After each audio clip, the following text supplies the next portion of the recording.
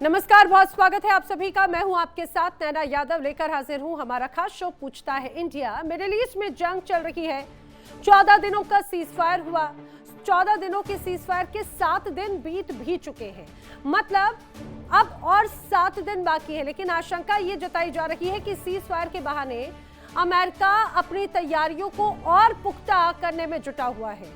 लेकिन जो खबर सामने आ रही है वो बेहद चौंकाने वाली है। और खबर ये कि सीजफायर के दौरान ईरान ने अपना रक्त बीज फिर से जिंदा कर लिया है। जी हां, ईरान के बंकरों में अब फिर रक्त बीज यानी ईरान की मिसाइलें एक बार फिर से मजबूत पोजीशन पे हैं। मिसाइलों का जखीरा जमा हो चुका है। मतलब ईरानी मिसाइलों को खत्म करने के डोनाल्ड ट्रंप और नेतन्याहू की तमाम दावों का दम निकल चुका है। ईरान के मिसाइल अब तबाही मचाने के लिए बंकर से निकलने को बेकरार है। इसका इंपैक्ट क्या होगा, इस खबर में कितनी सच्चाई है, बताएंगे आपको विस्तार से। ईरान, इजराइल, अमेरिका में फिलहाल युद्ध विराम लागू हो चुका है। लेकिन इन सब के बीच में ईरान में अमेरिका को आंखें दिखाना भी शुरू हो चुका है। जी हां, सीजफायर खत्म होने की तारीख करीब आते ही अब ईरान अपने रक्त बीज यानी कि मिसाइल के भंडार को फिर तेजी से बढ़ा रहा है। अब खबर है कि ईरान अपने अंडरग्राउंड मिसाइल के ठिकानों को दोबारा तेजी से तैयार कर रहा है। और ये वही ठिकाने हैं जिन पर अमेरिका, इजराइल ने लगातार बम बरसाए थे और दावा किया था कि ईरान की 75% से ज्यादा की जो मिसाइल क्षमता है उसको नष्ट किया जा चुका है। अब रिपोर्ट के अनुसार हमलों के दौरान टनल के एंट्री पॉइंट्स को भारी बमबारी करके बंद करने की कोशिश की गई थी। और ये कार्रवाई करीब करीब 6 हफ्तों तक चली, ऐसा दावा किया जाता है। लेकिन अब युद्ध विराम का फायदा उठाया ईरान ने और इन ठिकानों को दोबारा से खोल दिया है और उन्हें एक तरह से दुरुस्त किया जा रहा है, तैयार किया जा रहा है। ईरान डैमेज मिसाइल बंकरों को तेजी से ठीक कर रहा है, खबरें आ रही हैं। कुछ को तो हमले के कुछ घंटों बाद ही दुरुस्त कर दिया गया। दरअसल ईरान के कई ऐसे मिसाइल ठिकाने हैं जहां पे ग्रेनाइट के मजबूत पहाड़ों के अंदर गहराई से जिन्हें तैयार किया गया और इन तक पहुंचने के लिए टनल से होकर ही गुजरना पड़ता है, जिसमें स्टोरेज एरिया, लॉन्चिंग पॉइंट्स और सीक्रेट रास्ते भी शामिल हैं। यही वजह है कि इन्हें नष्ट करना बहुत मुश्किल है। इसके अलावा ईरान ने मोबाइल लॉन्च सिस्टम भी तैयार कर लिए हैं जिन्हें कहीं भी लेकर जाकर तुरंत इस्तेमाल किया जा सकता है और फिर छिपा भी दिया जाता है। अब इसके माना जा रहा है इससे इनको ट्रैक करना और भी ज्यादा टफ हो जाता है। अमेरिका और इजराइल का दावा यह है कि उन्होंने बड़ी संख्या में लॉन्चर नष्ट कर दिए। लेकिन जो रिपोर्ट्स आ रही हैं उससे ये तो साफ है कि ईरान ने मिसाइलों का जखीरा फिर से तैयार कर लिया है। पहले भी अमेरिका के कई खुफिया अधिकारी इस बात को मान रहे थे कि अभी भी ईरान के पास हजारों बैलिस्टिक मिसाइलों के जखीरे हैं। और अब नई रिपोर्ट्स में जिस तरह की खबरें सामने आ रही हैं उससे अमेरिका, इजराइल की चिंता और भी ज्यादा बढ़ चुकी है, क्योंकि पूरी दुनिया ये देख चुकी है कि जंग में ईरानी मिसाइलों ने किस तरह से इजराइल के साथ साथ खाड़ी देशों में यूएस के बेसिस को तबाह किया। इतना ही नहीं बल्कि अमेरिका के जो साथी हैं खाड़ी देशों में भी भारी तबाही मचाई गई। ईरान की मिसाइलें अमेरिका और इजराइल के लिए चिंता का बड़ा कारण है और उसकी वजह भी है। ईरानी मिसाइलें बेहद खतरनाक हैं और उन्नत मानी जाती हैं, जो 300 से 4000 किलोमीटर की दूरी तक मार करने में सक्षम है। यानी इजराइल तो इजराइल, कई ऐसी मिसाइलें हैं जो अमेरिका को भी टारगेट कर सकती हैं। बात करें इस संख्या की तो जंग से पहले 3000 से ज्यादा मिसाइलों का भंडार था ईरान के पास में। कहा जा रहा है कि अभी भी करीब 1000 से ज्यादा मिसाइलें सक्रिय हैं और ईरान इसे बड़ी तेजी से बढ़ा रहा है। इनका प्रोडक्शन बहुत तेजी से जारी है। इतना ही नहीं, ईरान के पास में अंडरग्राउंड मिसाइल, टनल और रडार को चकमा देने वाली क्रूज मिसाइलें भी मौजूद हैं। वहीं कई रिपोर्ट्स तो ये भी कहती हैं कि रूस से मिली सहायता से ईरान की मिसाइल क्षमता में इजाफा हुआ है। वहीं खबर ये भी आई थी कि चीन भी ईरान को उन्नत और अत्याधुनिक हथियार देने जा रहा है। हालांकि चीन ने इन खबरों को सिरे से खारिज कर दिया। मतलब साफ ये है कि सीज फायर के बचे 7 दिनों के दौरान अगर कोई हल नहीं निकलता है और फिर से जंग शुरू होती है तो ईरान फिर से पूरी तरह से तैयार हो चुका है अमेरिका और इजराइल पर प्रचंड प्रहार करने के लिए। तो क्या ये खतरे की घंटी है? क्योंकि इसके पहले जब बिना किसी प्लानिंग के जब अचानक हमले हुए, उसके बाद से 40 दिनों तक डटा रहा ईरान, मुंह तोड़ जवाब देता रहा और अब तो उसको एक तरह से कमबैक का एक जरिया मिल चुका है। सवाल ये, सीजफायर के दौरान ईरान अपनी मिसाइली ताकत बढ़ाने में क्या कामयाब रहा है? ईरान की 75% मिसाइल क्षमता नष्ट करने की जो बातें, जो दावे किए जा रहे थे इजराइल और अमेरिका की तरफ से, क्या वो झूठे साबित हो रहे हैं? अगर सीजफायर टूटा तो क्या दुनिया में एक बार फिर से जंग छिड़ेगी और ये जंग और भी ज्यादा भयानक होगी? ये सवाल हैं जिनके जवाब जानने की कोशिश करेंगे। खास मेहमानों का पैनल मेरे साथ कनेक्ट हो रहा है, आपको जल्दी से मिलवा देती हूँ। रक्षा विशेषज्ञ रिटायर्ड कर्नल हिमांशी सिंह मेरे साथ कनेक्ट हो रही हैं। रक्षा विशेषज्ञ retired wing commander Alok Sahay ji मेरे साथ में कनेक्ट हो रहे हैं। मेरे साथ West Asia expert professor AK Pasha ji connect हो रहे हैं। मेरे साथ ईरान मामलों के जानकार सैयद अली अदनान रिजवी कनेक्ट हो रहे हैं और विदेश मामलों के जानकार डॉक्टर स्वतंत्र कुमार भी मेरे साथ इस दौरान कनेक्ट हो रहे हैं। आप सभी खास मेहमानों का इस पूरी चर्चा में बहुत स्वागत है। विंग कमांडर अशोक सहाय सर, मैं आपसे चर्चा की शुरुआत करते हुए, ये जो तमाम, क्योंकि हमने देखा था कि ईरान और इजराइल की अदावत तो पुरानी है, दोनों अपने स्तर पर दोनों को एक दूसरे को कंट्रोल करने के लिए सैन्य ताकत को हमेशा मजबूत करते रहे, इजाफा करते रहे, लेकिन इस सीज फायर के बीच में बड़ा खेला कर दिया ईरान ने। ये कितना घातक है सर? नमस्कार जी। देखिए नाना जी, मैं शुरू से कहता आया हूँ हर एक चैनल्स पे कि अमेरिकी और इजराइल के बमबारी में कुछ खास नुकसान नहीं हुआ है मिसाइल्स और ड्रोन के स्टॉक पाइल का ईरान के, क्योंकि ये स्टॉक पाइल्स 500 मीटर से 1.5 किलोमीटर नीचे हैं और जो हेवीएस्ट बंकर बस्टर बॉम्ब है GBU-57 वो सिर्फ 60 मीटर नीचे तक पहुंच के ब्लास्ट होता है। तो ये पता नहीं, अमेरिका अपनी पीठ खुद थपथपाता रहा, अपने उसमें रिपोर्ट देते रहे कि हमने उनको पूरा नष्ट कर दिया है, लेकिन वास्तविकता बिल्कुल इससे अलग है। दुनिया को बेवकूफ बनाने के लिए ये अपने आप डींग हाँकते फिरे कि हमने बर्बाद कर दिया। आपने 13,000 बम्बार्डमेंट किया, लेकिन 13,000 बम्बार्डमेंट का असर क्या होगा? आप उनके जो ग्राउंड के ऊपर के स्ट्रक्चर थे, इंफ्रास्ट्रक्चर, कमांड सेंटर्स, उनके नेताओं, उनको आपने मारा, ये मैं मान सकता हूं, लेकिन ईरान की जो वॉर मशीनरी है उसकी कैपेसिटी बिल्कुल ही आहत नहीं हुई ज्यादा। 50% वो बता रहा है उनके इंटेलिजेंस रिपोर्ट, बट हो सकता है 50% से भी ज्यादा हो, क्योंकि उनकी जो मिसाइल मेकिंग जो कारखाने हैं वो भी अंडरग्राउंड है, वो भी तो और प्रोडक्शन वो कर रहे होंगे। तो इसीलिए आप देखिए, अब दूसरी बात जो आपने बोली ना कि क्या और भी युद्ध होगा और भीषण होगा, और भीषण होगा, लेकिन अमेरिका फिर भी कुछ नहीं कर पाएगा। अच्छा, मैं शुरू से बोल रहा हूं, आप ईरान के जब तक आप मिसाइल और ड्रोन्स को ध्वस्त नहीं करेंगे आप कुछ नहीं कर सकते।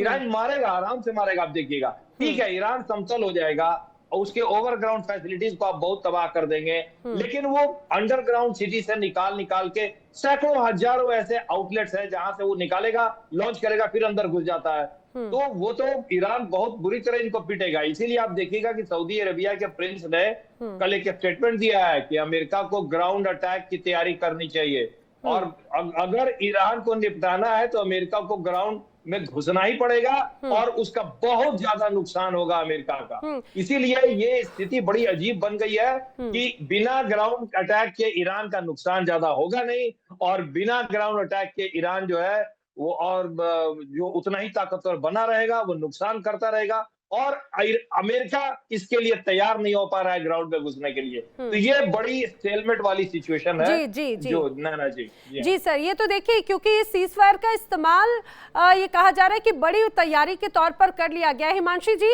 अब ये कहा जा रहा है कि ईरान की तरफ से स्टॉक पाइल किया जा रहा है बेसिकली मिसाइल्स को लेकर। ये कितना घातक है, ना सिर्फ अमेरिका और इजराइल के लिए, क्योंकि जिस तरह से सडन अटैक हुआ और उसी का ही डटकर सामना 40 दिनों से ज्यादा वक्त तक किया है ईरान की तरफ से, ये तो उसको एक तरह से बड़ा मौका मिल गया है अपनी ताकत को और मजबूत करने के लिए। उसको स्ट्रैटेजीज भी समझ में आ चुकी है कि अमेरिका या इजराइल किस तरीके से उस पर हमला कर सकता है। ये कितना घातक है मैम? नमस्कार, जय हिंद।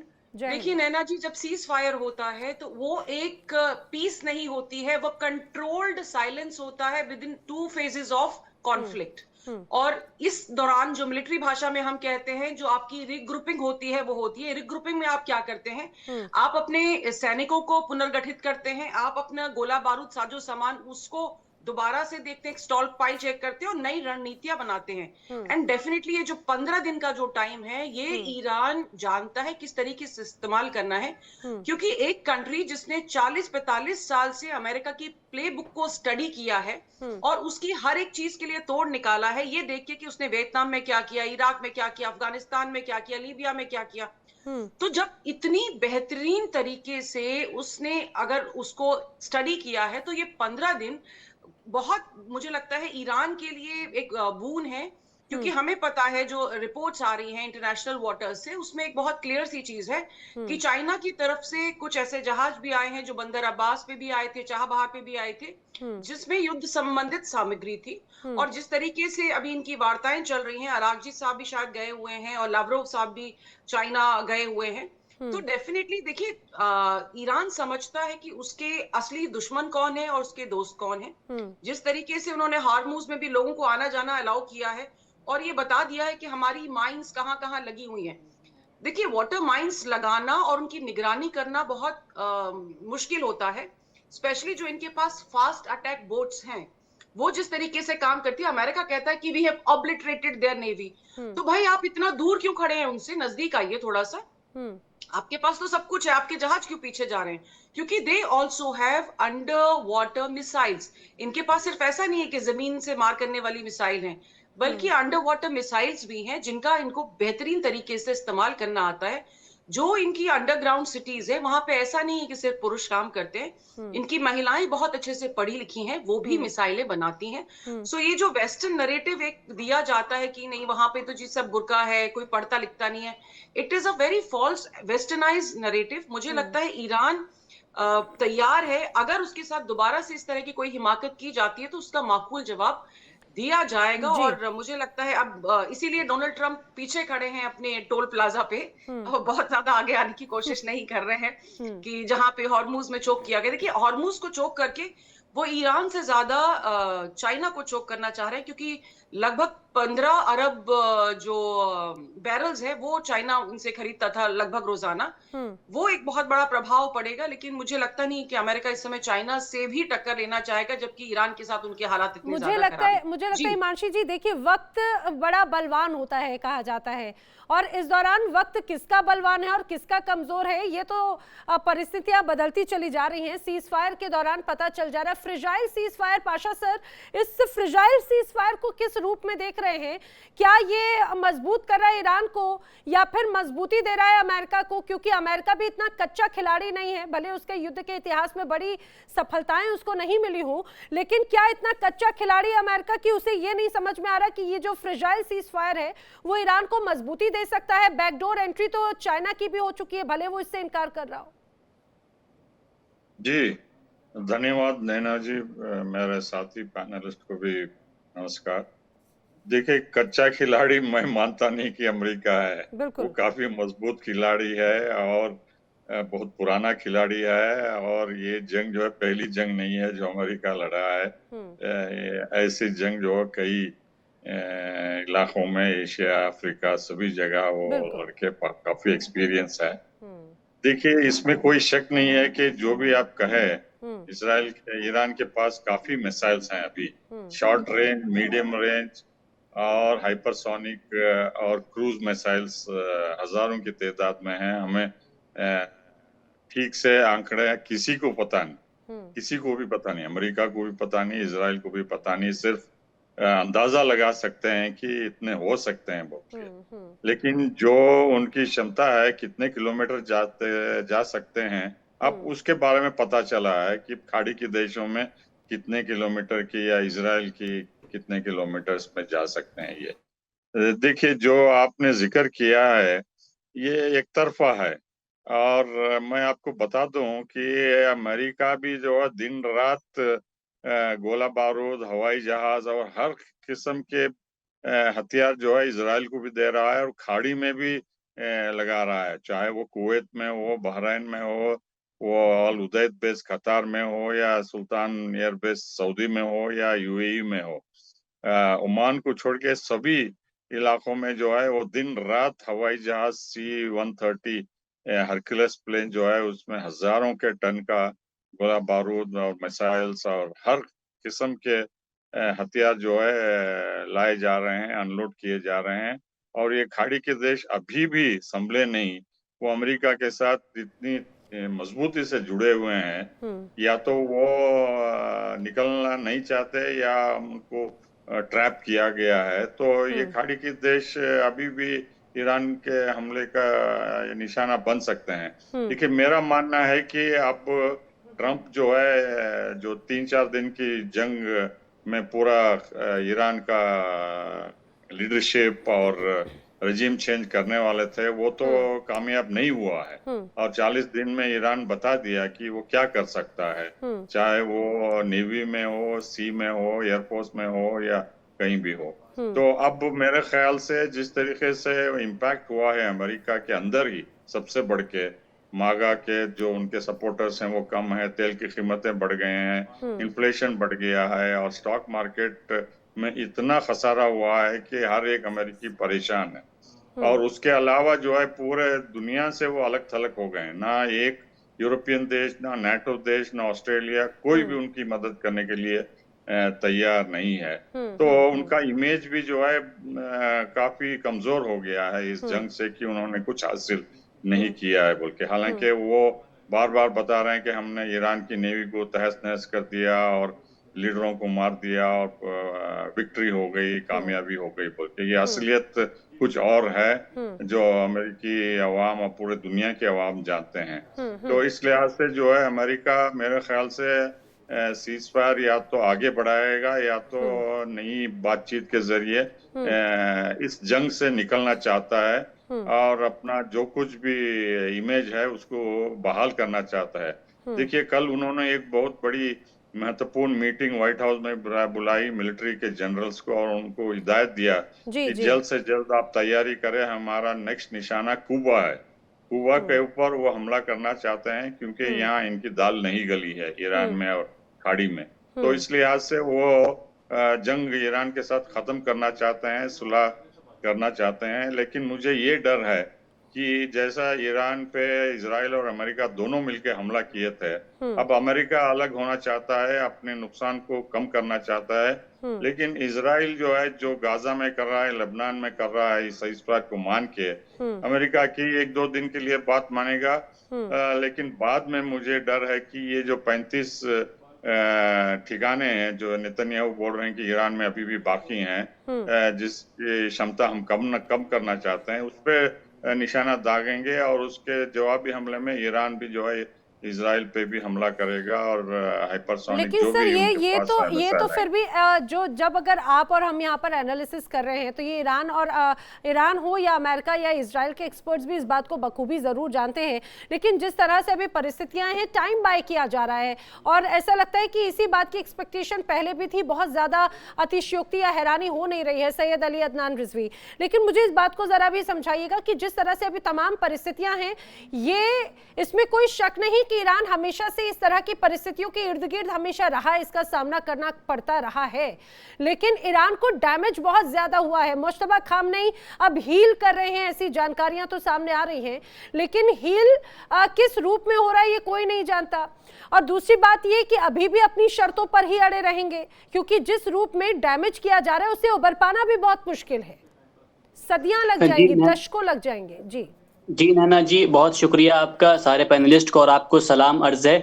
मैं बस शॉर्ट में ये बताता चलूं कि ईरान ने तकरीबन अच्छे खासे अपने नुकसानात की भरपाई कर ली है। हमने देखा कि 33,000 जो ईरानी इलाके, जो ईरानी फ्लैट्स तबाह हुए थे, 13,000 बना के दे दिए। वो जो रेल की पटरियां थी उसको बना के उन्होंने वापस दे दिया। तो ऐसा नहीं है, ईरान इस मामले में आगे है। बस मुझे एक बात बड़ी अजीब लग रही है, समझ में नहीं आता कि ईरान की लड़ाई, अमेरिका की लड़ाई ईरान से चल रही है या अमेरिका की लड़ाई जो है खुद उनके एलाइज से चल रही है। इस वक्त कोई भी अमेरिका एलाइज जो है वो अमेरिका के साथ देने को तैयार नहीं है। न्यूयॉर्क टाइम्स की 12 अप्रैल की बड़ी खूबसूरत रिपोर्ट है, उसने कहा कि 4 फ्रंट पे अमेरिका हार रहा है, हार गया है। पहला स्टेट ऑफ हॉर्मुज कि गए थे आप ईरान की हुकूमत बदलने, आप स्टेट ऑफ हॉर्मुज़ पे ईरान की हुक्मरानी दे के चले आए। दूसरा, आप सैन्य और मिलिट्री तौर पर हार गए। तीसरा जो है, आपके अपने अलाइज आपके खिलाफ हो गए। और चौथा, नैतिक और मॉरल तौर पे आपको हार मिली है कि आपने ना अपने अखलाक का मुजाहरा किया, आपने बच्चियों को मारा, आपकी जबान नहीं सही है, आप सिविलाइजेशन खत्म करने की बात करते हैं। जहां तक बात है कि वो जो भरपाई है, ईरान मुकम्मल तौर पे ये रिपोर्ट सामने आ चुकी है कि इस 40 दिन में स्टेट ऑफ हॉर्मुज़ पे कंट्रोल करके जितना ईरान ने कमाया है, सिर्फ उसी को अगर ईरान इस्तेमाल करे तो उसके नुकसान की भरपाई हो सकती है। तो ईरान तो हर लिहाज से अपर हैंड पर है। बस एक आखिरी बात मैं कहना चाहूंगा ये मिसाइल्स के हवाले से। ये बात मैंने आपके शो में इसके पहले भी कही कि ईरान के 1.5 साल पहले IRGC के एक हेड ने बयान दिया था कि हमारे पास मिसाइल सिटीज, ना कि मिसाइल्स, मिसाइल सिटीज इतनी ज्यादा हैं कि अगर हम दुनिया के सामने हर हफ्ते उसका मुजाहरा करें तो 2 साल कम पड़ जाएंगे। तो ईरान ने अपने आप को 21वीं सदी के एतबार से आमादा किया है।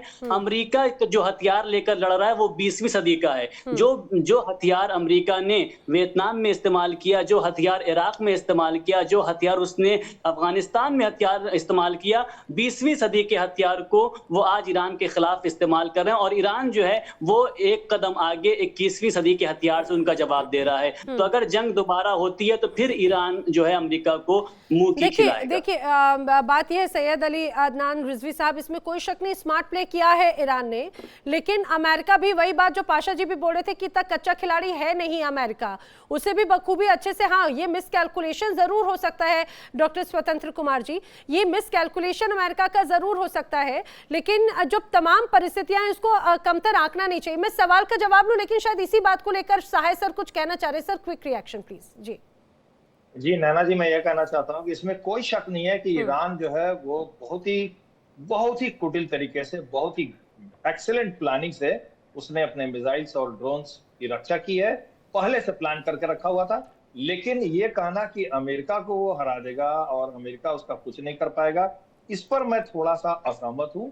उसका कारण यह है कि अभी भी देखिए, अमेरिका ने अपने सारे हथियार इस्तेमाल नहीं किए हैं।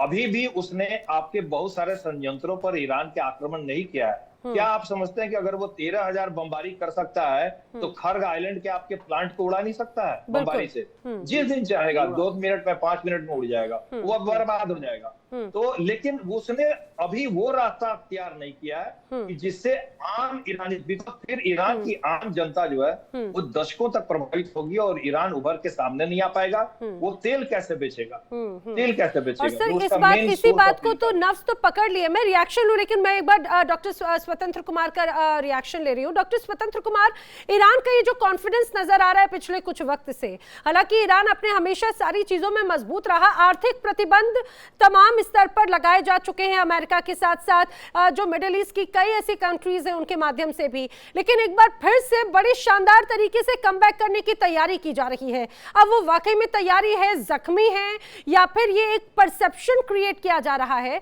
ये बहुत, क्योंकि परसेप्शन वॉर भी बहुत इंपॉर्टेंट है। इस कॉन्फिडेंस की वजह क्या है सर? ईरान के साथ में रशिया या चाइना का सपोर्ट करना, क्या ये स्टैंड बहुत उसको कॉन्फिडेंट देता है?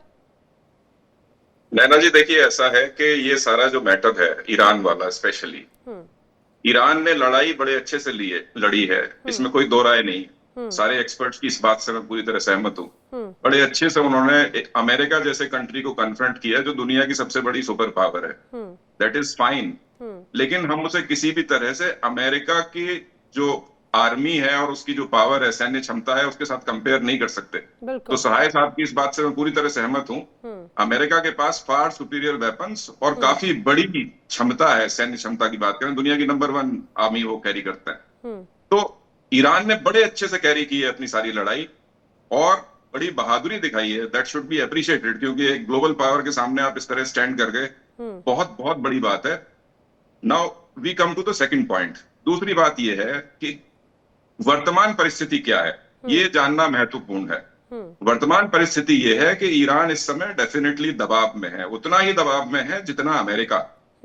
उसकी वजह समझिए, देखिए अमेरिका ने जो हॉर्मुज का घेरा डाला है वो इस वजह से डाला है क्योंकि ईरान बड़े लंबे समय से शैडो फ्लीट्स ऑपरेट कर रहा था और शैडो फ्लीट्स के थ्रू वो पूरी दुनिया को तेल बेच रहा था। उसमें मेजर बायर जो था वो चाइना था। 75% जो ऑयल है ईरान का और गैस है वो चाइना को जा रही थी, क्योंकि चाइना को बहुत ज्यादा एनर्जी की जरूरत पड़ती है, क्योंकि वो मैन्युफैक्चरिंग करती है पूरी दुनिया के लिए।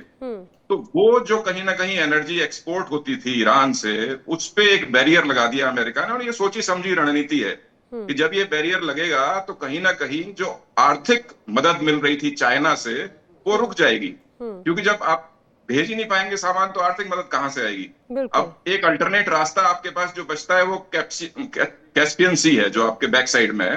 कैस्पियन सी से आप कनेक्ट करते हैं रशिया के साथ, लेकिन रशिया को एनर्जी की जरूरत नहीं है, रशिया तो खुद एनर्जी एक्सपोर्टर है। बिल्कुल। तो वहां से आप बहुत ज्यादा एनर्जी नहीं भेज सकते। तो हॉर्मूज जो है वो बहुत इंपॉर्टेंट है दुनिया के लिए, तो इंपॉर्टेंट है ही क्योंकि 20% दुनिया का तेल वहां से जाता है, लेकिन ईरान के लिए बहुत ज्यादा इंपॉर्टेंट है क्योंकि उनका सारा धन का जो स्रोत है वो हॉर्मूज ही है। और देखिए, उनकी आर्मी में एक बड़े ऑफिसर थे शामखानी साहब, उनका बेटा शैडो फ्लीट ऑपरेट करता है और हेक्टर नेटवर्क के नाम से एक नेटवर्क चलाता है जिसके थ्रू वो पूरी दुनिया में ऑयल भेजते हैं। उसमें बहुत सारे मल्टीपल आइडेंटिटीज क्रिएट किए गए हैं। वो पूरी स्टोरी अगर आप उसे कभी एक्सप्लोर करेंगे यू विल फाइंड आउट कि बहुत सारे अल्टरनेट आइडेंटिटीज क्रिएट करके वो पूरी दुनिया में ऑयल को भेजते हैं, और मेजर बायर चाइना है। तो हॉर्मूज का जो ब्लॉकेड है वो एक अमेरिकन स्ट्रैटेजी है, और मुझे लगता है कहीं ना कहीं वो सक्सेसफुल हो रही है। देखिए, जब ट्रम्प साहब ये कह रहे हैं कि 2 दिन में हमारी बातचीत शुरू हो जाएगी, तो इसका मतलब कहीं ना कहीं दबाव महसूस किया जा रहा है। और मैं डॉक्टर स्वतंत्र कुमार आपको रोकना चाह रही हूँ। एक बड़ी खबर अपने दर्शकों को बता दूं, डोनाल्ड ट्रंप के हॉर्मुज स्ट्रेट से जुड़ी हुई एक बड़े बयान से जुड़ी हुई खबर जान लीजिए। अब डोनाल्ड ट्रंप का बहुत बड़ा बयान आया है हॉर्मुज स्ट्रेट को लेकर। वो कह रहे हैं मैं अब हॉर्मुज स्ट्रेट हमेशा के लिए खोल रहा हूँ, मेरे हॉर्मुज खोलने से चीन बहुत खुश है। डोनाल्ड ट्रंप कह रहे हैं हॉर्मुज बंद करने की नौबत नहीं आएगी। ये बात डोनाल्ड ट्रंप की तरफ से कही गई है। ये वही डोनाल्ड ट्रंप है कहते हैं कि कभी मुझे हॉर्मुज स्ट्रेट की जरूरत नहीं। ये वही डोनाल्ड ट्रंप हैं जो कहते हैं कि हॉर्मुज स्ट्रेट पर नाकेबंदी की जाएगी, और अब ये वही डोनाल्ड ट्रंप हैं जो कह रहे हैं कि हमेशा के लिए हॉर्मुज खोला जा रहा है। अब ये कितना अनप्रेडिक्टेबल है, ये अपने आप में हैरान कर देता है। डॉक्टर स्वतंत्र कुमार अपनी बात पूरी कीजिएगा, ये जरा बताइए आखिर इसके क्या मायने। सर आ रही हूँ, एक रिएक्शन ले रही हूँ, बात पूरी कीजिएगा। जी, देखिए यहाँ पे जो अभी आपने खबर सुनाई है ये बड़ी सिग्निफिकेंट है। सिग्निफिकेंट इसलिए है कि चाइना और अमेरिका दोनों दुनिया के नंबर 1 और नंबर 2 आर्थिक महाशक्ति भी हैं। देखिए, मिलिट्री एक तरफ है लेकिन अर्थतंत्र दूसरी तरफ है। आपकी जो इकोनॉमीज है वो बड़ा इंपॉर्टेंट रोल प्ले करती हैं कि आप कितनी बड़ी महाशक्ति दुनिया में बनते हैं। तो अमेरिका को भी बिजनेस करना है, चाइना को भी बिजनेस करना है। चाइना पूरी दुनिया के लिए मैन्युफैक्चरिंग कर रहा है। अभी चाइना जा भी रहे हैं ना, डोनाल्ड ट्रंप चाइना विजिट पे जा रहे हैं। जी एग्जैक्टली। तो अमेरिका बहुत बड़ा बाजार है, तो चाइना के लिए अमेरिका बहुत बड़ा बाजार है। आप सोचिए, ऑलमोस्ट बिलियंस, मेरे ख्याल से 500 बिलियन के आसपास का एक्सपोर्ट है चाइना का अमेरिका को। तो वो कैसे खोएगा उसे? तो वो रिलेशंस तो बरकरार रहेंगे। तो कहीं ना कहीं जो दबाव है ईरानियन ऑयल ना जाने का चाइना के ऊपर, वो यहाँ पे काम आ रहा है। और प्रोबेबली मुझे लगता है कि चाइना और अमेरिका इस बात को एक ट्रूस की तरह लेंगे और बात आगे बढ़ जाएगी। मुझे लगता है कि देखिए, मुझे तो लग रहा है डॉक्टर स्वतंत्र कुमार, ये तो वक्त की बात है। मैं वही कह रही हूँ ना, वक्त बड़ा बलवान होता है और वक्त बड़ा कमजोर भी हो जाता है। अब ये समझने वाली बात है कि बलवान किसका है, कमजोर किसका। मजबूरी जो ना कराए सो कम है। पाशा सर जी। देखिए, जो भी हमारे साथी बोल रहे हैं वो सही है, लेकिन जो असल रियलिटी है जी, कल लैवरोव और चाइनीज लीडर मिले थे और उन्होंने बहुत बड़ा बयान दिया है कि इस जंग में यूनाइटेड नेशंस और सभी लोग फेल्योर रहे हैं, और एक नया जो है स्टेबलाइजिंग फोर्स उभर के निकला है। रूस और चीन इस नए फोर्स के लीडर्स होंगे, क्योंकि जो भी हानिकारक हो रहा है, इकोनॉमिक प्रॉब्लम्स हो रहे हैं, इसको सॉल्व करना बहुत जरूरी है। और चाइना के प्रेसिडेंट ने पहली बार इस जंग पे खुद टिप्पणी की है। उन्होंने 2 बातें कही। एक तो उन्होंने कहा है कि अमेरिका से ये किया कि आप जंगल राज बंद करिए, इस हॉर्मोन्स को बंद करने का प्रयास सभी दुनिया में के लोगों पे असर होगा और ये ठीक नहीं होगा। दूसरी बात उन्होंने कहा कि आप 15 मई को आने से पहले इस ईरान जंग को हल करके आइए, और उन्होंने इशारा दिया कि अगर हल नहीं होता तो आप मत आइए, क्योंकि वो तीसरी बार पोस्टपोन होगा। मार्च के एंड में जाने वाले थे, अप्रैल मिड में जाने वाले थे। अब जी। ईरान की जंग अमेरिका हल नहीं करता, हार्मुज को खोलता नहीं है, तो ईरान पे जो तेल जाता है चीन को, उस पे काफी प्रभाव पड़ेगा। और सर, और चाइना और ईरान तो बहुत मजबूत इस रूप में रहे ही हैं। ये अपने आप में बड़ा इंपॉर्टेंट हो जाता है डोनाल्ड ट्रंप का ये बयान, क्योंकि ये टाइमिंग बड़ी जरूरी हो जाती है। अब डोनाल्ड ट्रंप कह रहे हैं मैंने चीनी राष्ट्रपति को पत्र लिखा है और बाकायदा उसमें इन तमाम बातों को मेंशन किया गया है। शी जिनपिंग से ईरान को हथियार ना देने की बात कहने की बात कही गई है। हिमांशी जी, डोनाल्ड ट्रंप ऑल्दो ये उनके बड़े पल पल बदलते बयान है, लेकिन इस टाइमिंग में जब उनका विजिट है उसके पहले ये कहा गया बयान कितना इंपॉर्टेंट है? क्या वाकई में ऐसा इंप्लीमेंट होता हुआ नजर आएगा, या मजबूरी में डोनाल्ड ट्रंप के लिए और कुछ ऑप्शन ही नहीं है हॉर्मुज खोलने के अलावा? नहीं, देखिए, जब कूटनीति की बात होती है तो कूटनीति में आप अपने सारे ऑप्शंस जो हैं वो टेबल पे रखते हैं। चाइना और ईरान ये बहुत पुराने अलाइज हैं, और मुझे जहां तक लगता है कि ईरान और चाइना जो है इस चीज को बहुत बेहतरीन तरीके से समझते हैं कि कम से कम यूएस के लिए तो वो अपने रिश्ते खराब नहीं करेंगे, क्योंकि जितना भरोसा इन दोनों का आपस में है उतना शायद यूएस के ऊपर किसी को नहीं है। बिल्कुल। और देखिए, जहां तक शैडो फ्लीट्स की बात हो, चाहे हम घोस्ट आर्माडास की बात करें, तो एक चीज बहुत क्लियर है कि अभी स्टारलिंक्स और क्रिप्टो ये रशिया भी इस्तेमाल कर रहा है, क्योंकि ये इनको ट्रैक कर पाना बहुत मुश्किल होता है। ये सेम चीज मुझे नहीं, ईरान के बारे में मुझे नहीं पता है कि ये इन दोनों चीजों, क्रिप्टो का तो कहा जा रहा है, लेकिन स्टारलिंक को कितना ईरान इस्तेमाल कर रहा है मुझे नहीं पता है। और चाइना बहुत क्लियर है कि चाहे डोनाल्ड ट्रंप आए, डोनाल्ड ट्रंप से पहले तो वहां पर बैठे हुए लावरोव और पुतिन के जाने की भी संभावना भी जताई जा रही है, और इन कंट्रीज ने बहुत क्लियरली कहा है कि वो ईरान के साथ खड़े हैं। तो डोनाल्ड ट्रंप क्योंकि बहुत पहले से कोशिश कर रहे हैं कि चाइना के साथ उनके रिश्ते बेहतर हों, क्योंकि जब इन्होंने कोशिश की थी तो चाइना ने पहले भी इनका रेयर अर्थ मिनरल्स का सप्लाई बंद कर दिया था, जो बहुत जरूरी है, क्योंकि अगर अमेरिका की जितनी भी एआई इंडस्ट्री है उसके लिए इनको रेयर अर्थ मिनरल्स चाहिए, और वो रेयर अर्थ मिनरल्स के करके ही ये दोनों कंट्रीज ताइवान में भी स्टेटस को करके चलती हैं, क्योंकि वहां पर भी सिलिकॉन शील्ड है कि अगर जैसे ही वहां पे कुछ शुरू होता है तो पूरे विश्व में स्मार्ट जो भी चीजें हैं, चाहे फोन हो, चाहे गाड़ियां हो, चाहे हवाई जहाज हो, सब पे संकट आ जाएगा। बिल्कुल। डोनाल्ड ट्रंप बार बार अपनी तरफ से कोशिश कर रहे हैं कि वो चाइना को अपने पाले में ले आए, लेकिन जिस समय वेनेजुएला में इन्होंने प्रेसिडेंट मादुरो को उठाया था, उस समय चाइनीज डिप्लोमेट वेनेजुएला में मौजूद थे। तो इन्होंने कोशिश की थी चाइना को ये बताने की कि भाई आप बिल्कुल निकम्मे हो, कुछ कर नहीं सकते हो। उसके बाद इन्होंने रशियन फ्लीट जो थी उसमें से, जो शैडो फ्लीट थी उसमें से 2 टैंकर्स को पकड़ा था। तो अमेरिका न सिर्फ डिप्लोमेटिकली बट अदरवाइज ऑल्सो ये दोनों कंट्रीज को लगातार परेशान करने की कोशिश कर रहा है, और उस स्थिति में मुझे लगता है कि देखिए चाइना जो है वो अपने कार्ड्स नहीं खोलता है, कभी नहीं खोलता है। आई यू विल नेवर फाइंड कि एक तो चाइना की तरफ से कोई यही तो, इसीलिए तो मुझे लगता है हिमांशी जी कि इस पूरे युद्ध में चाइना ने ना एक गोली चलाई, रशिया ने ना एक गोली चलाई, ना अपनी मिसाइल का इस्तेमाल किया। उसने दरअसल अपने यहाँ पर ये कहा जाए दिमागी पावर का इस्तेमाल किया, लेकिन ना एक गोली चलाई, ना उसको अर्थव्यवस्था का कोई ऐसा तनाव रहा, लेकिन फिर भी विन विन कंडीशन में है वो। चाइना एंड रशिया बोथ, देखिए वो दोनों कंट्रीज इतनी स्मार्ट हैं कि वो अननेसेसरी एंगेज होकर अपना टाइम, एनर्जी, एफर्ट्स वेस्ट नहीं करती हैं, वो उतना ही एंगेज होती है जितना जरूरत है। 4 साल से ऊपर हो गए यूक्रेन के साथ वॉर को रशिया के, क्या रशिया उसको खत्म नहीं कर सकता है? लेकिन रशिया ये बार बार नाटो को समझाने की कोशिश कर रहा है कि देखिए वो जो एक छोटे से मैं धक्का दे रहा हूं, उतने धक्के में आप समझ जाइए, नहीं मेरे को जोर से एक्सीडेंट करना भी आता है। तो it is a very well calculated move by these 2 countries कि ये बहुत धीरे धीरे चलती हैं। चाइना तो बहुत ज्यादा स्मार्ट है कि वो अगर उसको यूएनएससी में भी बयान देना है, तो जब बहरीन ने ईरान के खिलाफ प्रस्ताव लाया था तो इन दोनों कंट्रीज ने उसको वीटो कर दिया था। तो जिनको जहां जितनी जरूरत होती है, चाइना और रशिया उतना एंगेज होते हैं। They do not waste their time and energy, वो अपना सिक्योर कर रहे हैं। China is a all producing country, लेकिन वो अपना तेल इस्तेमाल नहीं करता है, वो दूसरे देशों से तेल लाके रखता है कि हमारा ये एक डिप्लीटिंग रिसोर्स है और जब जिस दिन ये खत्म हो जाएगा आप अपना सोर्स निकालेंगे। तो वो कंट्री इतना लंबा सोच के चलती है। तो डोनाल्ड ट्रंप क्या कह रहे हैं, क्या ऑफर दे रहे हैं, चाइना तभी स्वीकार करेगा जब उसको, रशिया को और ईरान को, इन तीनों को फायदा होगा, क्योंकि ये ट्रायलॉजी है, बहुत स्ट्रांग है जी।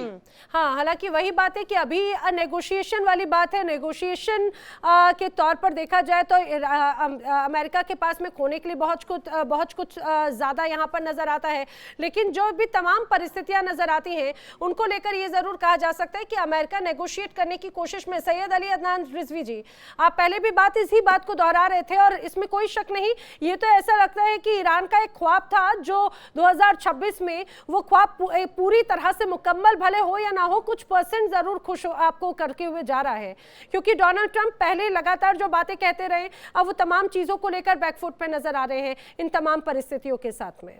जी नैना जी, मुझे ये समझ में नहीं आता कि हम लोग कब तक अमेरिका की झूठी ताकत का भोपू बजाते रहेंगे, क्योंकि जो है ये मुझे अमेरिका का ईरान पर दबाव नहीं बल्कि अभी रास्ता खोल देना, मुझे अमेरिका का डर नजर आता है कि जब चाइना ने कहा कि अगर हमारे और ईरान के बीच में कोई थर्ड पार्टी आएगा तो उससे मेरी खतरनाक जंग होगी, डर के मारे उन्होंने जो रास्ता खोल दिया। और क्या रास्ता ब्लॉकेट, वो एक छन्नी वाला ब्लॉकेट था कि कश्तियां अब तक 4 गुजर भी चुकी हैं पिछले 2 दिन में। तो मैं बहुत ही बड़े पैमाने लेकिन एक वीडियो भी जारी किया था, उसमें ये था कि हॉर्मुज की इससे पार करके आगे बढ़ते, लेकिन जैसे ही वो आगे जाते उसके बाद में वो जहाज वापस पलट के दूसरी तरफ आ जा रहे हैं। जी, लेकिन वो चाइना की नहीं थी, चाइना की कश्तियां गई हैं पार करते हुए, इसकी रिपोर्ट मौजूद है। बस मैं ये कहना चाहूंगा, चाहे मेरे बड़े हैं सब साहब सर वगैरह, कि आपको मेरा बड़ा चैलेंज है कि आप कोई ऐसी जंग दिखा दीजिए अमेरिका की कि जहां पर अमेरिका किसी ताकतवर मुल्क से लड़ा हो। हत्ता उसकी वर्ल्ड वॉर 2 भी जब थी तो यूएसएसआर भी डायरेक्ट शामिल नहीं था, पीछे जो है उसके अलायंस मौजूद थे। तो अमेरिका कभी ताकतवर मुल्क से लड़ा ही नहीं है कि जो आकर वो कहे कि हम यहाँ जीत गए वहां जीत गए। जहां तक उसकी मिलिट्री ताकत का वो है, तो ताकत तभी मानी जाती है आप अपने ऑब्जेक्टिव को हासिल कर लीजिए। अब तक एक भी ऑब्जेक्टिव आप दिखा दीजिए जो अमेरिका ने हासिल किया हो। जहां तक नेगोशिएशन की बात है तो आप देखें कि बहुत अच्छा ट्वीट किया IRIB ईरान ब्रॉडकास्टिंग ने कि आप जरा ये सोचिए कि 5200 न्यूक्लियर वेपन्स रखने वाले मुल्क ने नॉन ये जो है जिसके पास वेपन्स नहीं है न्यूक्लियर वाला, उसके ऊपर हमला करता है, जो कि IAEA का सदस्य भी है, जिसने ट्रीटी साइन की, जिसने NPT साइन कर रखी है, उस पर हमला कर देता है, उसके बच्चों को मार देता है, उसके सुप्रीम लीडर को मार देता है। उसके बाद कैसे ये तवक्को की जाए कि वो नेगोशिएशन करेंगे हमसे? तो एक बार नेगोशिएशन की है, ईरान ने अपनी 10 शर्तें बताई हैं। 10 शर्तों को जब ट्रंप साहब ने रीट्वीट किया और कहा कि इन 10 शर्तों पर बात हो सकती है, तो ईरान पाकिस्तान गया था। मेरा यह तजुर्बा और मानना यह है कि ईरान अभी भी उन 10 शर्तों पर ही अड़ा रहेगा, क्योंकि वो 10 शर्तें ही हैं कि जो ईरान को इस बात की जमानत देती हैं कि लेकिन रिजवी साहब जी, लेकिन रिजवी साहब, जैसे ही आप बात अमेरिका की तरफ से किए गए हमले और उस स्कूल में मारी गई बच्चियों का जिक्र करते हैं, वो नो डाउट वो बहुत दुखद है, लेकिन लोग बार बार आईना दिखाते हैं हमास की तरफ से किए गए कृत्यों का। लोग बार बार आईना दिखाते हैं इजराइल में किस तरह से महिलाओं को टारगेट किया गया था और कैसे चुन चुन के छोटे छोटे बच्चों को ओवन में डाला गया था। वो तस्वीर भी जहन से जाती नहीं आलोक साहे जी।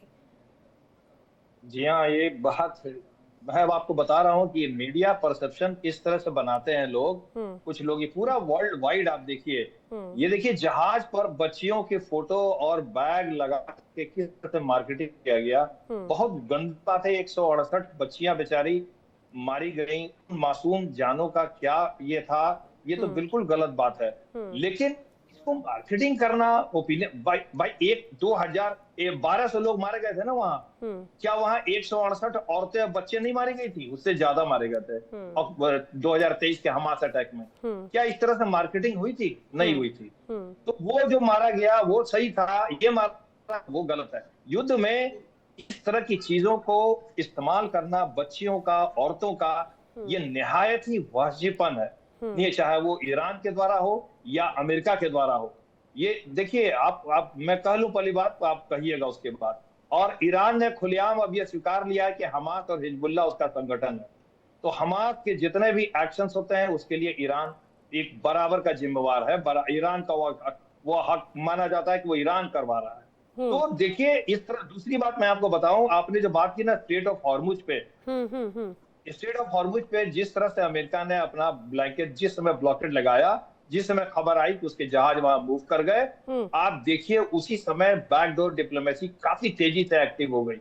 मैं आपको बता रहा हूं, उसी समय तुरंत ईरान से एक मैसेज आया कि on certain issues they can discuss for talk. Pakistan message गया, पाकिस्तान से ट्रंप को गया, ट्रंप ने कहा ठीक है हम बात करने को तैयार है। अब उसके बाद और ये इतना ही नहीं, चीन का जुड़वा भाई जो उत्तर कोरिया का शासक किम जोंग जैसा आदमी, उसकी इमेज क्या है, वो कहने लगा शांति की बात कि भाई अब इस मसले को पीस टॉक पे समझाया जाना चाहिए, जल्दी से सुलझा लेना चाहिए, किम जोंग ने कहा।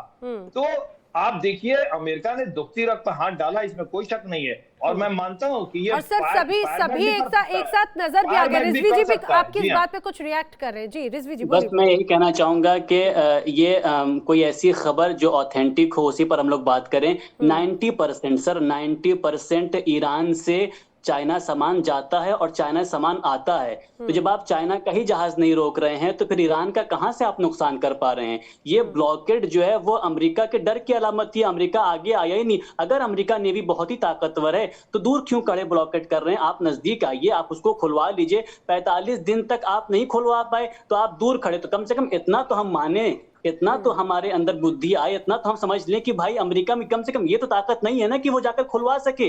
जब हम इसको मानेंगे कि अमेरिका में ये ताकत नहीं है कि अपनी नेवी से वो स्ट्रेट ऑफ हॉर्मुज को खुलवा नहीं सका है, तब उसने दूर से ब्लॉकेड शुरू किया है। और वो ब्लॉकेड कितना रियलिटी में था हमने उसको देख लिया कि फौरन आकर उसको खुलवा दिया है। और जहां तक बात सर हम लोग जो दोबारा पलट आते हैं हमास के ऊपर और हमास को आके तोड़ने लगते हैं, आप पिछले इस 2.5 साल में 70,000 बच्चे जो मारे गए हैं इसराइल की तरफ से, उस पर कोई बात आप बयान नहीं करेंगे। जो एक बच्चे को सिगरेट से जला के उसके बाप के सामने उसको कबूल किया गया, जहां बच्चियां मारी गई, वो बात नहीं होती है। पिछले 1948 से जो इसराइल उनकी जमीनों को हड़प रहा है, उनके घर से उनको निकाल रहा है, हत्ता रिहायशी इलाके, हत्ता जो कैंप में बच्चे रहते हैं उनको मार रहा है, हम उस पर बात नहीं करेंगे। लेकिन वो हमास की जो अपने बाप को खो चुकी है, जो अपनी मां को खो चुकी है, जो अपनी जमीन को खो चुकी है, जब वो उसके तौर तरीकों को जस्टिफाई कर रहे हैं क्या? तौर तरीकों को जस्टिफाई कर रहे हैं। मैं ये कहना चाह रहा हूं कि अगर हमास पे बात हो रही है तो फिर इसराइल के जुल्म की भी बात की जाए, इसराइल के भी खतरनाक हथकंडों की बात की जाए, सिर्फ एक तरफा बात ना की जाए। लेकिन आप ये मत कहिए कि वो ब्रूटल है और आप ब्रूटल नहीं है, आप कम ब्रूटल नहीं है। हमास और हिजबुल्लाह और हूती क्या है ये पूरी दुनिया देखती है, वीडियो आता है, पब्लिक है। ये सब बताइए, आप ये बताइए रिजवी साहब, एक बात बताइए, मेरी बात पहले सुन लीजिए, को मैं पूरा मौका दूंगा बोलने का, ठीक है। यूनाइटेड नेशंस रिजोल्यूशन 1701 पे बात हुई थी कि लिटनी रिवर के दक्षिण में हिजबुल्लाह के जो भी लोग रहेंगे वो शांति से रहें, उनको आर्म्ड प्रेजेंस उनका परमिट नहीं किया जाएगा।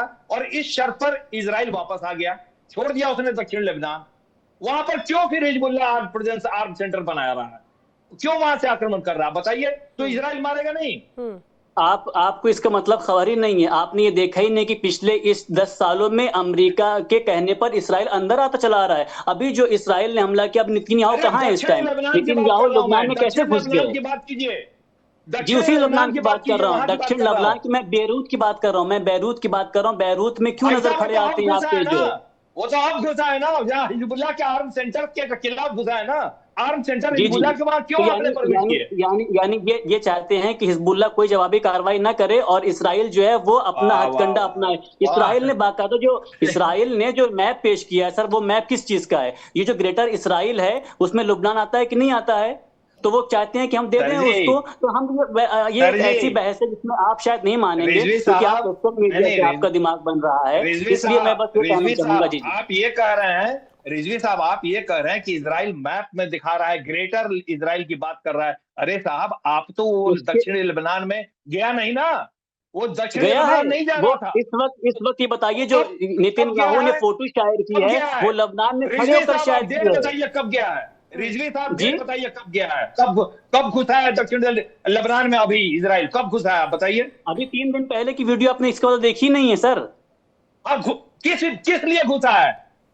किस लिए घुसा है? क्योंकि वो शुरू से घुसते चले आ रहे हैं, अब तक क्यों नहीं घुस पाए? नहीं भाई, अगर सीरिया में आर्म सेंटर वहां क्यों किया? हिजबुल्लाह का आर्म सेंटर आपने किया, तब आपने ना मौका दिया उसको घुसने का। यही मैं कहना चाह रहा हूँ रिजवी साहब। पहले आप अपना सर आप करेक्शन इस बात की कर लीजिए कि हिजबुल्लाह बना कब है, जब बैरूत में इसराइल ने कब्जा जमाया है। अरे भाई साहब बात को डाइवर्ट मत कीजिए रिजवी साहब, बात को डाइवर्ट मत कीजिए। मैं सिंपल सा क्वेश्चन पूछ रहा हूँ कि जब ये सब अपने पर्सनल इंटरेस्ट के साथ वाली चीजों को पढ़ लेते हैं, लेकिन उसकी असल जो भावना या उसके दूसरे पक्ष को जानना नहीं चाहते। मैं स्वतंत्र कुमार जी से जवाब लेना चाह रही हूँ। स्वतंत्र कुमार जी, ऐसे तो अगर मिडिल ईस्ट के मसलों की बात की जाए, इजराइल, हिजबुल्लाह, ईरान और इजराइल का कनेक्शन, हिजबुल्लाह, हुती और हमास के तमाम इतने कियोस, और ये इसके अलावा मिडिल ईस्ट की जो आपस में ही अलग परिस्थितियां हैं, ऐसे तो कभी समाधान ही नहीं निकल पाएगा, जो यहाँ पर बार बार रिजवी जी दोहरा रहे हैं। तो देखिए ये बात सही है और ये समाधान नहीं निकल पाएगा। ये सिचुएशन जब से इजराइल बना है तब से लगातार बनी हुई है। आप देखिए इजराइल जीयूस का कंट्री है, लेकिन स्वतंत्र कुमार जी, जब इजराइल शुरुआत में बना तो ईरान ने भी तो उसको मान्यता दी थी शुरुआती वक्त में। एग्जैक्टली मैं उसी पे आ रहा हूँ। रिजवी जी इस फैक्ट को भी दरकिनार करना चाह रहे हैं। जी। इजरायली ये क्लेम करते हैं कि जिस जगह पे वो है वो जगह ओरिजिनली उनकी है, क्योंकि वो हिस्टोरिकल रेफरेंसेस उसके देते हैं। लेकिन सेकेंड वर्ल्ड वॉर के बाद जब एट्रोसिटीज हुई उनके पास हिटलर की, तो उन्हें ये जगह दी गई, ब्रिटिशर्स ने दी है उन्हें जगह। उस समय ब्रिटिशर्स का कब्जा था इस पूरे एरिया के ऊपर, और तब से फिलिस्तीन और इजराइल का झगड़ा शुरू हुआ। अब जब फिलिस्तीन इजराइल का झगड़ा हुआ, इसके बाद 2-3 बार अरब वॉर हो चुकी है। अरबियन कंट्रीज ने सारों ने मिलके इजराइल के अगेंस्ट लड़ाई लड़ी है। तो ये बहुत लॉन्ग टर्म कन्फ्रंटेशन है और इतनी आसानी से खत्म नहीं होगा। ये जो वॉर है, करंट वॉर चल रही है, इसमें आप ये मत सोचिए कि इजराइल और ईरान की वॉर खत्म हो जाएगी या ईरान अपने प्रॉक्सीज के साथ इजराइल के ऊपर अटैक नहीं करेगा भविष्य में, हिजबुल्लाह, हमास, हुती खत्म हो जाएंगे। ऐसा नहीं होगा। ये लड़ाई लंबे समय तक चलती रहेगी। लेकिन जो करंट वॉर चल रही है उसमें समझने वाली बात यह है कि अमेरिका कैसे बाहर निकलेगा, वो इस बात का रास्ता ढूंढ रहा है। और देखिए चाइना इस समय अमेरिका से कन्फ्रंट नहीं करेगा। उसकी बहुत बड़ी वजह यह है कि अमेरिका का जो डोमेस्टिक इंपोर्ट मार्केट है वो $5 ट्रिलियन के आसपास है, और चाइना बहुत भारी मात्रा में सामान प्रोड्यूस करता है। वो कहाँ खपाएगा? तो अमेरिका उसके लिए बहुत बड़ा बाजार है। चाइना डायरेक्ट इस समय पे अमेरिका से कन्फ्रंट नहीं करेगा। लॉन्ग टर्म ऑब्जेक्टिव कुछ भी हो सकते हैं। लॉन्ग टर्म में चाइना ये सोच सकता है कि कैसे अमेरिका को नीचे लेके जाए, हम ऊपर जाएं। I completely agree नहीं, लेकिन स्वतंत्र जी अभी तो मौका मिला है ना चाइना को, वरना चाइना को अभी जो मौका मिला वो शायद भविष्य में कभी मिलेगा भी नहीं, वो ये भी बखूबी जानता है।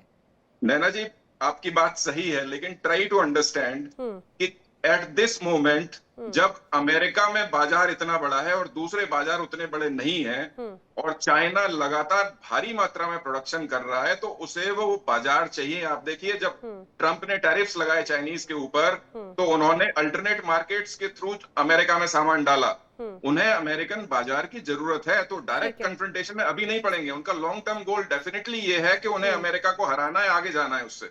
I completely agree. लेकिन right now situation is not right कि वो अमेरिका के साथ डायरेक्ट कन्फ्रंटेशन में जाए, अभी नहीं जाएंगे। ठीक है, लेकिन मुझे लग रहा है इन परिस्थितियों के बीच में हिमांशी जी लास्ट रिएक्शन जल्दी से दीजिएगा, क्विक रिएक्शन। इन परिस्थितियों के बीच में डोनाल्ड ट्रंप सबको अब अपने दोस्त कौन है, दुश्मन कौन है, उन्हें टारगेट करे। अब मेलोनी को लेकर लगातार उनकी प्रतिक्रियाएं सामने आ रही है। इटली से भी नाराज हो गए अब तो वो।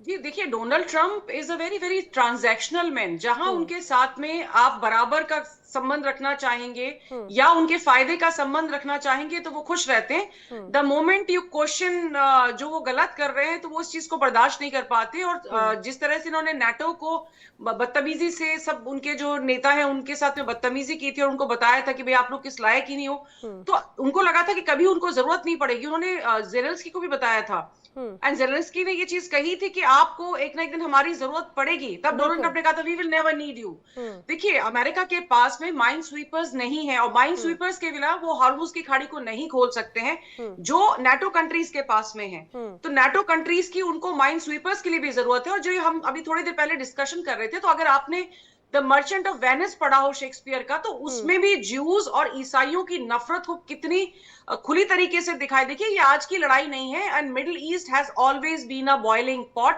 एंड वो कोई, मुझे नहीं लगता है कि नियर फ्यूचर में भी हम इस चीज पे पहुंचेंगे कि जहां बहुत शांति और अमन इस जगह पे रहेगी। क्योंकि जो 3 वहां पर अब्राहमिक जो रिलीजन्स हैं वो मुझे नहीं लगता है कि बहुत ही कोऑर्डिनेशन और पीस के साथ में स्पेशली जेरूसलम के आसपास रह पाएंगे, मुझे मुश्किल लगता है। हाँ, जी। और उसमें आग में घी का काम समय समय पर जो होता रहा है वो भी समय समय पर जो होता जाता रहेगा। ये मसला कभी सॉल्व होगा, ये भी एक बड़ा क्वेश्चन है। आप सभी मेरे साथ इस चर्चा में शामिल हुए, आप सभी का बहुत बहुत शुक्रिया। यहाँ पर वक्त एक बहुत छोटे से ब्रेक का। इंडिया डेली अब आपके स्मार्ट टीवी पर भी मौजूद है, अब आप लाइव देख सकते हैं इन तमाम प्लेटफॉर्म्स पर।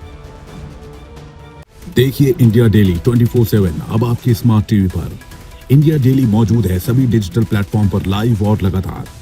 इंडिया डेली 24/7 हर दिन राष्ट्र को समर्पित।